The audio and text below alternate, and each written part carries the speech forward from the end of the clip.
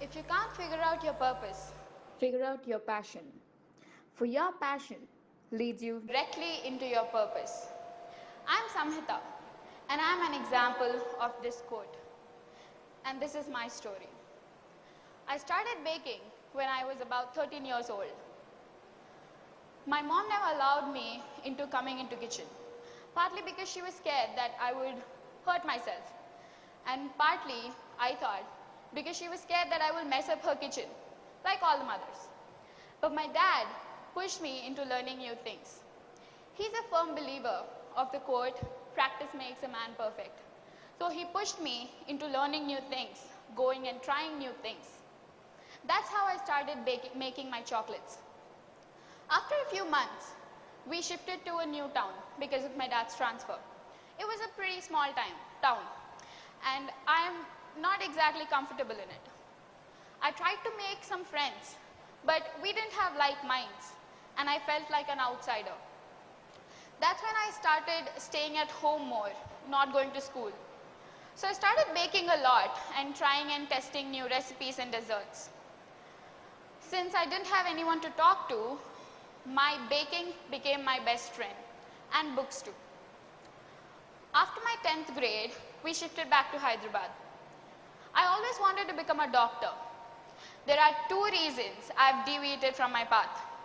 One is because I've seen my brother take BPC and go into medicine, and I saw him study for about 6 to 8 hours every day, and that's not my cup of tea. Studying more than half an hour is a lot for me. So I thought, I can't do it. And the second reason is after I came back to Hyderabad, I spent about half of my summer vacation with my aunt, who is an inspiration for me. And she's one of the directors in Amazon. So I talked to her a lot. And she used to ask me these math questions, these logical questions. And I used to answer her pretty easily. And she said I was really good at math. Trust me, this is not easy for my 11th and 12th classmates to believe, but trust me, I was good at math back then. So I took her advice of going into MPC and going into IIT. So I came back to Hyderabad and I joined Oak Ridge, and that changed my life. I took math, physics, and chemistry as my major subjects. I was given 3 choices in choosing my elective: PE, physical education, psychology, and entrepreneurship. So I chose entrepreneurship. And you know why I chose entrepreneurship? I had no idea what the meaning was. The name sounded pretty fancy to me, like a big, fancy name. So it really intrigued me. So I chose it. I thought, my old friends would ask me what I'm studying right now, and I'd go like, yeah, I'm doing entrepreneurship. So it was pretty nice for me to tell other people that I was doing something which they didn't even know the meaning of. And neither did I, but they didn't know that. So after a few introductory classes, I realized that this subject, which I didn't know anything about, was really interesting, and I was passionate about it. My teacher, my 11th grade teacher, explained the whole concept and the course in such a way that I felt my elective was more important to me than my major subjects, personally. I felt I got lesser grades in my major subjects than in my elective. But my teachers didn't bother to, push me hard to study my major subjects more. They were rather happy for me for finding a subject which I was really interested in, and were pushing me forward and supporting me in all of their ways. In my 11th grade, before my finals, one day I went to my parents just because I was sick of studying for half an hour again. I went to my parents that day and I asked them for a hike in my pocket money. It was obviously no, because like all the parents, who would increase the pocket money just before final exams? Because that's not what you're supposed to do. But I went and asked them. So they said no. I went on joking around saying that I would make my own money off of selling my baked goods, the cupcakes and all. And my dad actually took it seriously. Me and my dad spent about 3 to 4 hours that day sitting and discussing and naming our imaginary company. The next day, my dad actually came to me and showed me that he registered the imaginary company as a real one, Chocolate Box. That was the day Chocolate Box was born. I went back to my school and told my classmates and my teachers about it. They were really happy for me.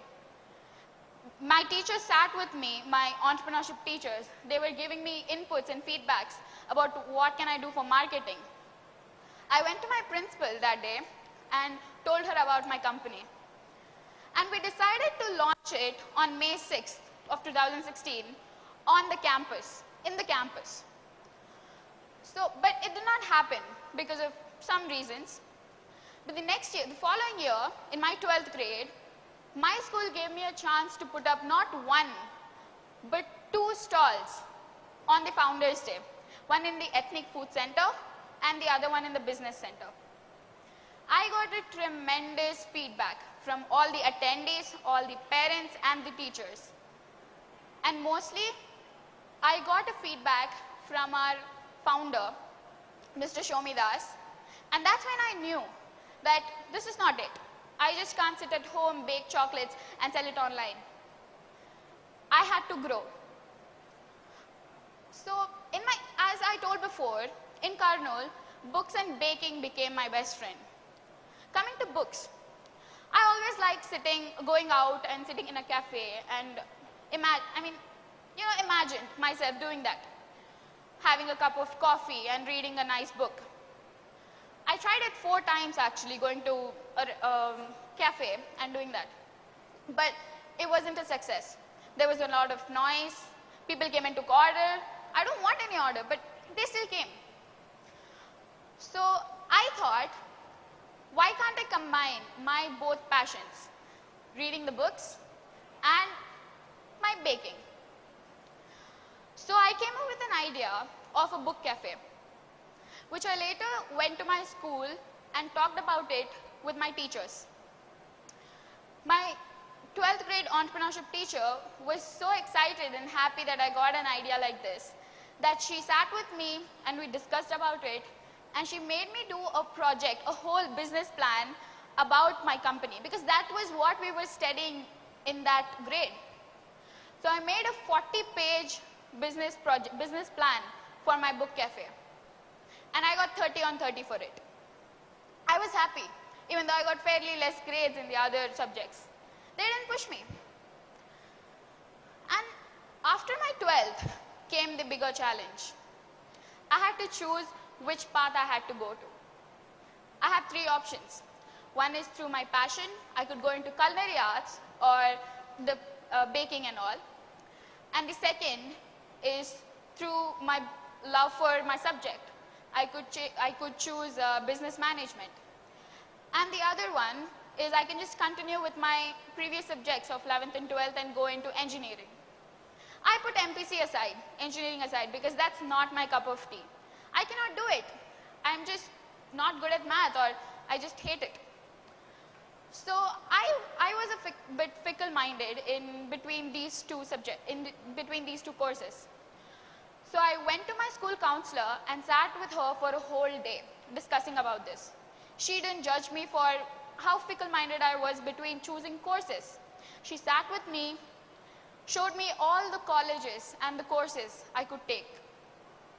And then we decided that I thought about it for a bit, and I remembered what once my dad said.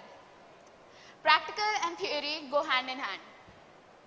I had a bit of practical experience through Chocolate Box. But theory, mere knowledge of having entrepreneurship as one subject is not good enough. So I thought I have to study more and learn more in the way I'm going through. So I decided to take Bachelor of Business Administration in Bennett University, which I'm doing right now. That's my story until now. And the future? There's always gonna be another mountain. I'm always gonna wanna make it move. Always gonna be an uphill battle. Sometimes I'm gonna have to lose. Ain't about how fast I get there. to wait on the other side. It's the climb.